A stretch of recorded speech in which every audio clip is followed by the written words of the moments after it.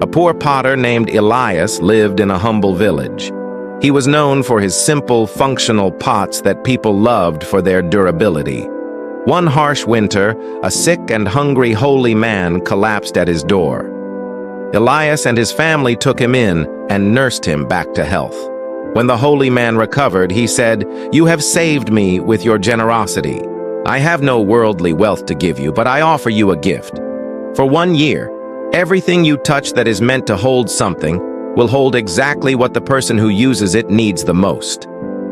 Elias smiled, thinking the man was being poetic. He thanked him and went on with his life.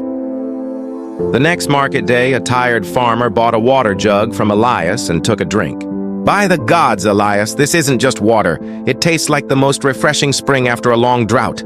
It has given me my strength back." And so it was with every pot that Elias made. People came from far and wide to buy his pots, not for their beauty, but for their miracle. But Elias never changed. He remained humble and kind, and he never raised his prices. He simply shaped the clay with his hands, and the magic did the rest. The holy man passed by a year later and asked, "Do you understand the nature of the gift now?" Elias nodded. "The gift was not in my hands," he said. "It was always in the need of others. You merely gave my pots the ability to listen and to answer. The greatest vessel is compassion."